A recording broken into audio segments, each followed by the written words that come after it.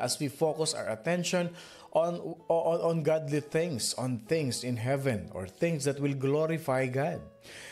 Natutunan natin pag finocus natin yung ating attention. Pag finocus natin yung ating isip, focus your affection, focus your mind. Wala tayong talagang we're not gonna be a loser. We are a winner. Every time we focus our eyes, we fix our eyes on Jesus, because when you focus your eyes, yourself, your mind, your affection on the godly things, on things on heaven, review lang natin. Quick review lang. You will have a deeper knowledge of Jesus. You will have a clean and holy life. You will have a godly character, or yung tinatawag nating godly virtues. Importante yan. And what else? Yung pinakahuli kahapon, yung holiness in our family life o yung domestic life natin. If you focus on the Word of God, if you dwell and submit to the will of God, to the authority of Jesus, not on the things on this earth, but your mind, your affection, your soul, your whole being, you focus on things that will glorify God, maintindihan natin mga kapatid, natututo tayo ng tamang panuntunan sa buhay. We are learning the right perspective of life, kagaya sa mag-asawa. Yung last na sinabi natin, yung holiness in our domestic life. Ang isang tao na nagmamahal sa Diyos, a person who really loves God, who obeys Jesus, who follows Jesus, is a loving person. Makikita mo yan. It is very obvious. You will see the difference between the two families. A family who loves God and a family who loves the world. Yung isang pamilya na hindi mo nakikitaan ng holiness kasi their minds, their affection is always focused on the things around them or the things under the sun.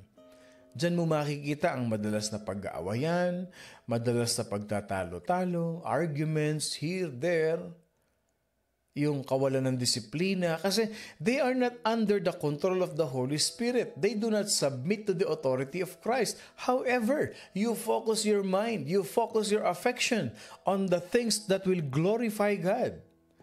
What are the things that will glorify God? Obedient to God. Unang-una na dyan. Gusto mong i-glorify? Gusto mong i-praise si Lord? Gusto mong i-worship ang Panginoon Diyos sa buhay mo? Sundin mo si Lord. Sumunod ka sa Kanya. Paano ka susunod? Saan ko makikita yung mga bagay na panuntunan ng Panginoon Diyos? Where can I find those things? Where I can find the commandments of the Lord? You look at His Word. You go a deeper knowledge with Jesus. Sunod-sunod dito yung binanggit natin kahapon, and we will continue some points today. See, as a Christian, you start your new life with Jesus. You go a deeper knowledge of Jesus. Transformation begins in your life. So, kaya tayo, kung nakilala natin si Jesus Christ, the moment that we accepted Him as our Lord and personal Savior, you get rid of those what? You get rid of those basura, those trash in your life. You will live a clean, you will live a holy life. Hindi ba ninyo napansin? Yang pagmumura, basura yan ng bibig. Yung pag-iisip ng masama sa kapwa, basura yan ng isip. That they are all trash. Ang bibig natin, nababago. Pag tayong tumanggap kay Jesus Christ, the moment we go deeper in the knowledge of the Spirit and truth of the Word of God with Jesus Christ, we can have a clean and holy life. What else? Yung character natin nababago. We are experiencing, or we are transforming into a godly virtues. So ibig sabihin, ang isang anak ng Diyos, pag tinanggap si Kristo, let's say head of the family, let's say light of the family, ilaw ng tahanan, nanay o tatay ng tahanan, tumanggap kay Kristo, nabago. Kasi nakilala niya si Jesus. Inuumpisahan niyang alisin ang mga basura sa buhay niya. He will start to remove the waste, the trash of life. Kung isang family ito, a father that will develop a godly character. There will be a holiness in their family. Bakit? Kasi the moment na si Jesus Christ na yung naging sentro ng kanilang buhay, na nag-submit silang mag-asawa kay Kristo, ano nangyayari?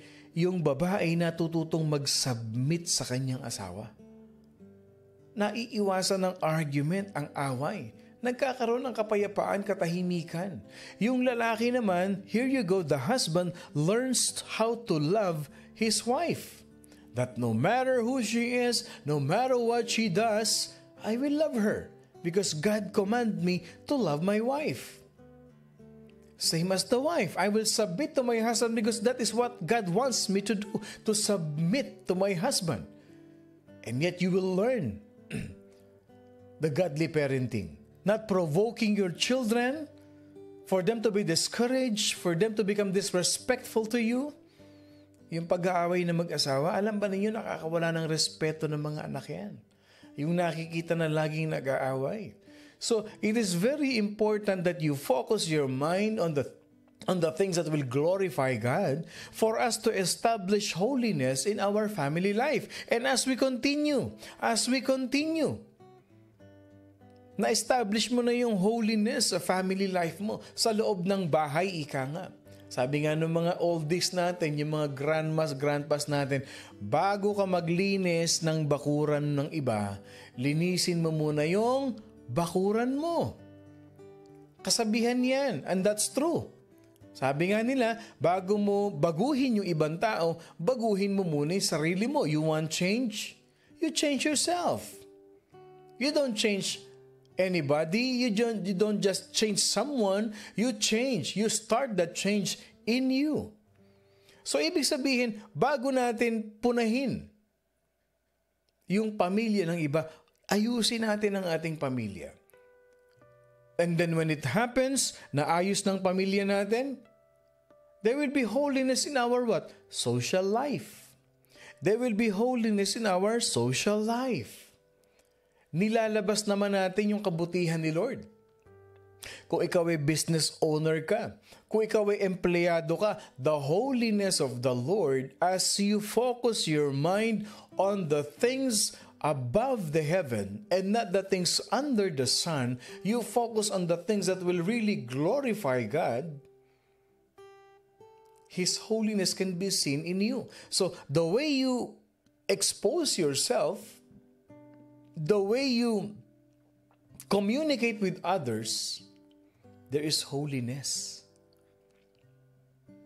Nakikita nila sa iyo.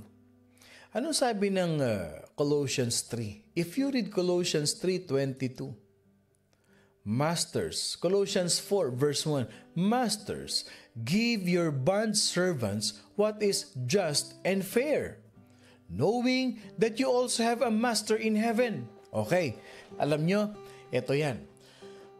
Pag tayo business owner tayo, you give what is just with your employee. Just and fair. Tandaan natin, kahit business owner tayo, kahit tayo ang may-ari ng negosyo, tandaan natin, meron ding nagmamay-ari ng negosyo natin. Meron ding nagmamay-ari sa atin. Hindi mo pwedeng sabihin ikaw ang CEO. No, isa lang ang CEO, si Jesus Christ lang. So you have to be just and fair. Kailangan ibigay kung anong dapat. Kaya pag Kristiyano tayo mga kapatid, alam natin yung responsibilidad natin bilang master, bilang owner, bilang proprietor. Alam natin dapat yan. And a godly master, a godly owner, give what is just and what is fair. A godly friend, give what is just and what is fair. That is how, pag lumabas na tayo, yung holiness. Bakit? Kasi you know the things that will glorify God. You focus your mind, your affection. And what else? Another point. Dapat nating maintindihan ito. An effective prayer life. When we seek our mind, our affection on things above the heaven that will glorify God, we are developing an effective prayer life. Ano sabi ng Colossians 4:2? Continue earnestly in prayer, being vigilant in it with thanksgiving. An effective prayer life. A person who focuses her mind on the things above the heaven. Ang isang tao na ang kanyang puso, ang kanyang isip ay nakatuon sa mga makadiyos na bagay. Hindi ko sinasabing maging magkapakabanal-banal ka, kapatid. Pero makikita sa iyo Makikita sa iyo. And when that holiness manifests in your life, alam mo na ang nako-comment ng tao sa iyo? Ito lang yan, mabait ka. Alam mo yung taong yan, mabait. Hindi ba't ang sarap na naririnig mong compliment sa maraming tao na ikaw ay mabait? Kasi nakikita yung holiness, nakikita yung manifestation ng Diyos sa buhay mo. Why? Because you focus your mind, yourself, into those things that glorifies God. So ang nangyayari, yung image ni Lord, yung goodness ni Lord, yun ang nagre-reflect sa iyo kasi doon ka nakafocus . At yung prayer life mo, napaka-effective. Then you will see people start coming to you. People who have problems, they will start coming to you. Kinakausap ka nila kasi nakikita nila sa iyo . May something sa iyo na nakikita nila. Ang tawag doon, anointing. That's true, mga kapatid. You focus on godly things. You focus on things that glorifies God. Yung anointing mo lumalakas. At yung anointing na yan, I will tell you this, hindi lang yan available kay pastor. Hindi lang yan available kay elder. Hindi lang yan available kay deacon. Available yan sa lahat. Binibigay ni Lord yan sa lahat ng mga anak niya. Especially to those people who set their minds on things above and not the things on this earth. Kaya mararamdaman mo, wow. O sabi nila, they are asking prayer dahil malakas daw kay Lord. Totoo yan, hindi ba? Sino sa atin dito naka-experience na yan? Sige, kwentuhan tayo. How many of us here have experienced those kind of situation na may lumapit sa iyo? And then somebody called you, somebody texted you, somebody approached you. Kapatid, pray mo naman ako. Alam ko malakas ka kay Lord . Ano yun? Pag-pray mo ako na tumama ako sa loto. May mga ganun pa. Pag-pray mo naman ako, pastor, saan ka punta? Punta akong Pechanga. Talaga? Sa akin ka pa lumapit? Huwag mo kalimutan yung balato ko, ha? Sino sa atin dito naka-experience niyan? Yung lumapit sa'yo, in-approach ka. Amen. Amen. Sabi ni Faye, sabi ni Shirley, amen. Si Eloisa, amen. Si Lucrecia, amen. Sino pa? Alam mo kung bakit in-approach ka nila? Because they saw something in you. They saw something in you. Huwag mong hahayaang mawala yun. Huwag mong hahayaang mawala. Because the holiness of God, they can see in you. They can see in you. And you should be thankful. You should be grateful. Because what? Manifestation yan ng presence ni Lord sa buhay mo. Why? Because you have learned to set your mind on things above and not on things on the earth. That's true. That's true. Amen. Amen. Si Liza, si Riza, amen. Si Mamshi, amen. Si Tita Faida, napakasarap po sa feeling na may nagpapapray. O sabi ni Catherine, amen. Kay Lola all the time. Ay, talaga naman. Okay, ito ang ganda ng comment ni Marites. Napakasarap po sa feeling na may nagpapapray. How many of you agree with that? Yung nilapitan ka, yung parang na-overwhelm ka na, ha? Sige. Di ba? Parang ang sarap sa pakiramdam niyan. It has a different feel. Kakaiba ang nararamdaman mo every time somebody approach you in your job, your friends. Yung bang sa dinabi-dami yung magkakaibigan, of all the friendships that you have, ikaw yung kinausap niya. Ikaw yung selective person ka sa kanya because that person sees something in you. Dati naman hindi ka ganyan eh. But when you come to know Jesus, you were transformed. You have a deeper knowledge of Jesus na every time na nagsasalita ka, may problema, may something, nakita sa iyong kabanalan ng Panginoon. Kasi lahat ng lumalabas sa bibig mo, hindi na mura. Hindi na paghihiganti. Hindi na paninira ang lumalabas sa bibig mo. Ang lumalabas sa bibig mo, pag-pray natin sila. The things that comes from your mouth is holiness. The things that you declare by your lips is blessing. Pagpasa Diyos natin yan. God knows what's best. Kung dati ikaw yung pasimuno na ginagatungan mo pa, sige, balikan mo, demanda mo. Sige, wag mo kausapin. Pag nakita ko, sampaling ko pa yan. May mga ganun pa tayo nung araw. Hindi ba?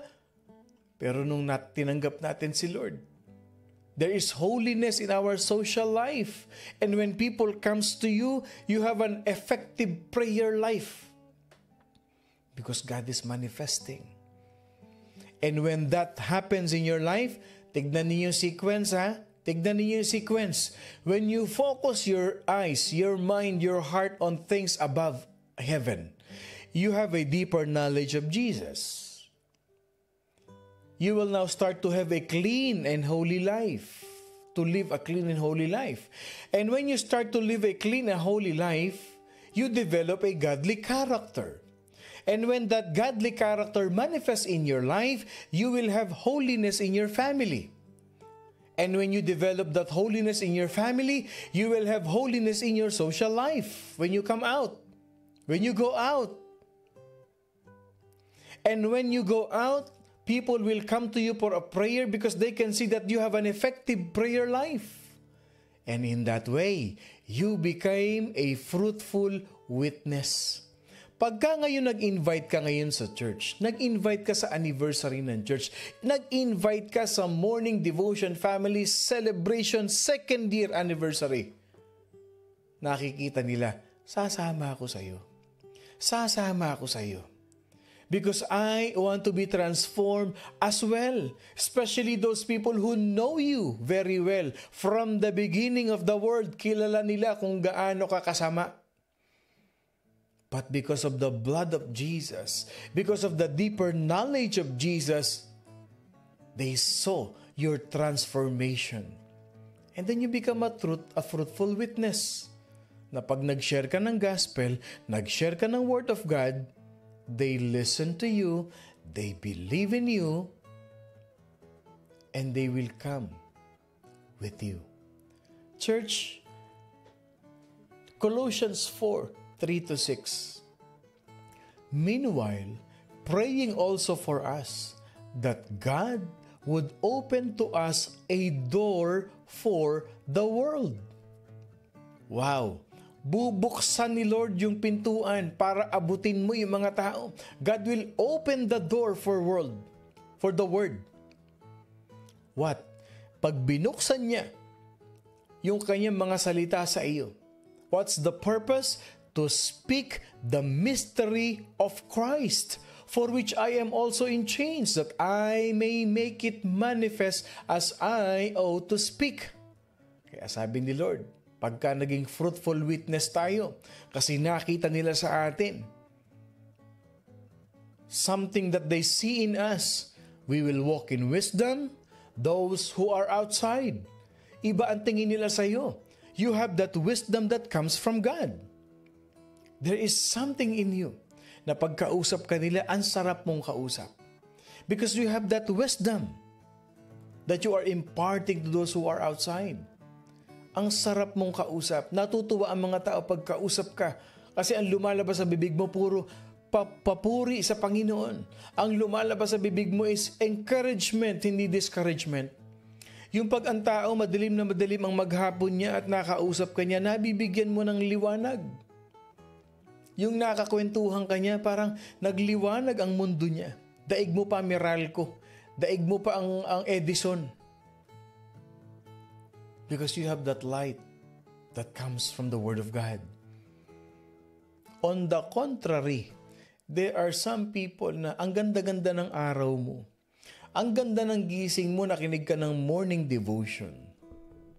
Ang ganda ng natutunan mo, kagaya na napapakinggan natin ngayon. A very substantial lesson, revelation of the Lord that He is imparting to us. And there you go, you cross the path to this person at nung makausap mo siya, gumuho ang mundo mo. Nagdilim ang paningin mo, nagdilim ang mundo mo kasi puro negative, ang hirap ng buhay. Ito na naman ang love life ko. Walang kwenta ang mundo. Yung mga taong pag naririnig mo, puro daing. Yung mga taong pag nakausap mo, puro hinagpis, puro hirap, puro give up. At minsan gusto ko pa idamay. Tulungan mo ako magbigti. Ikaw na lang. Minsan gagamitin ka pa. Alam nyo, nakaka-apekto sa atin yan. Yung ang ganda-ganda ng oras mo. Tapos nakausap mo yung taong napakabigat ng dinadala.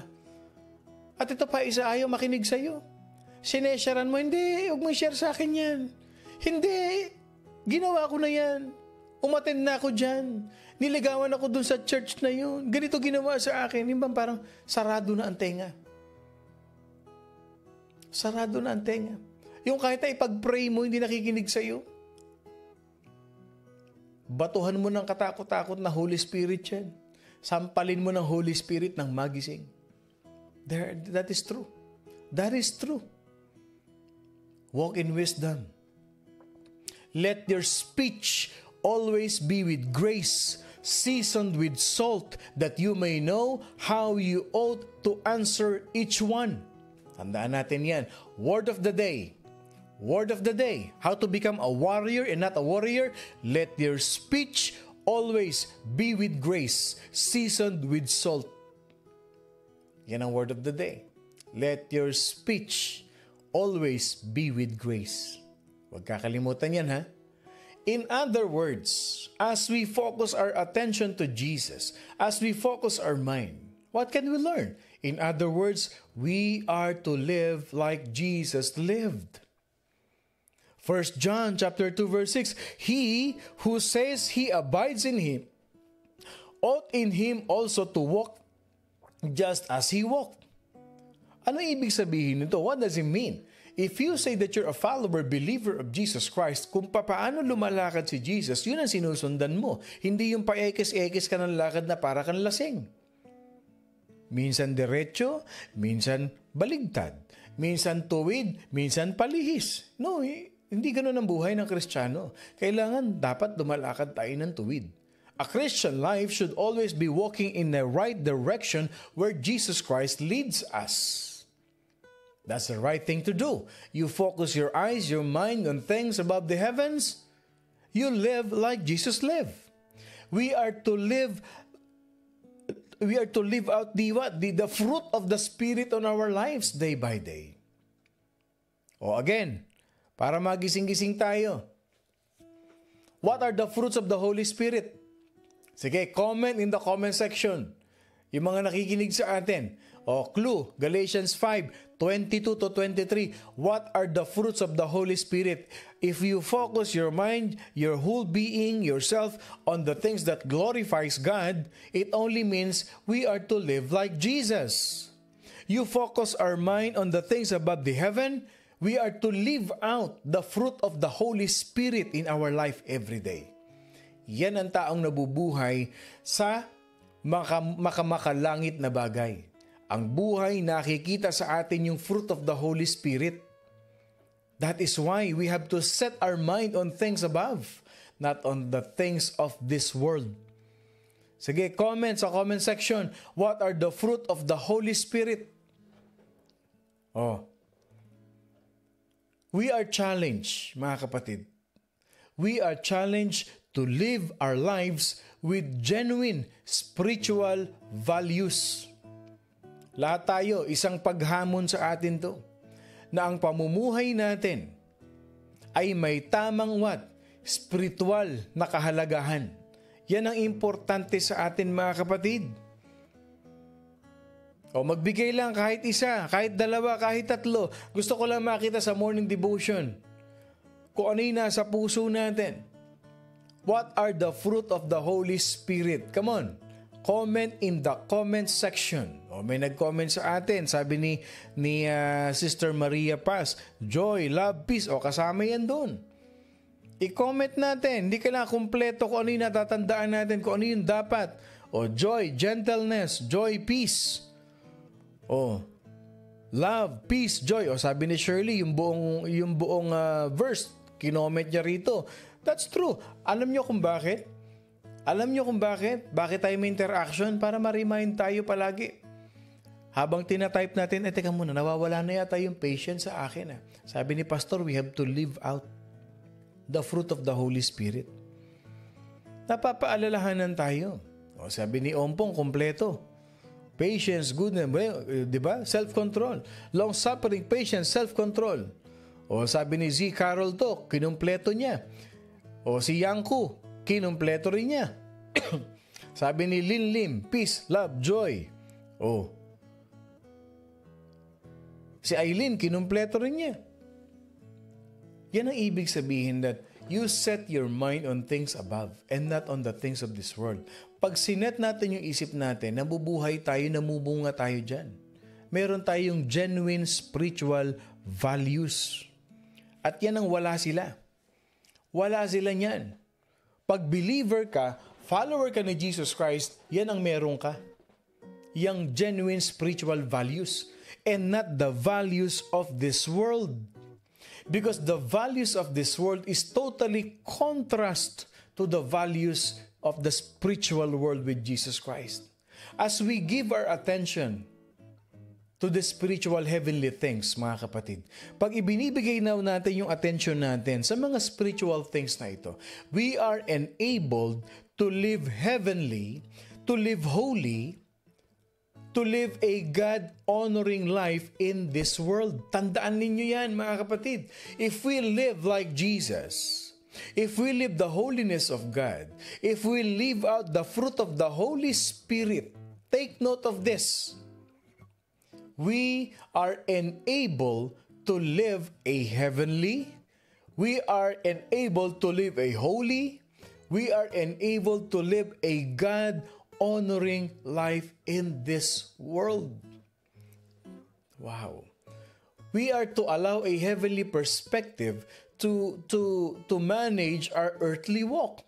Pag nagmamanifest sa atin, na lagi nating gino-glorify si Lord. Lagi nating ino-honor si Lord.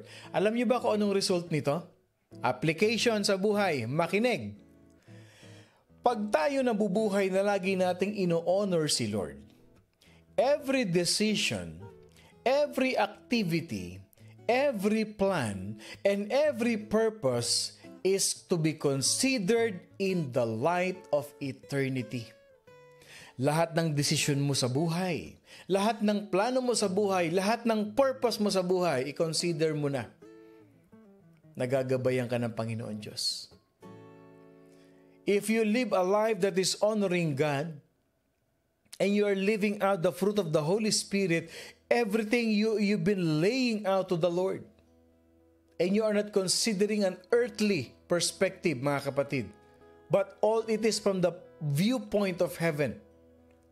Church, tinawag tayo ng Panginoon Diyos. We are here not only just to be called morning devotion family. We are here because we are called by the Lord to become heavenly minded. Hindi yung naglalakbay yung isip sa langit. Yung isip natin laging nakatuon to honor God.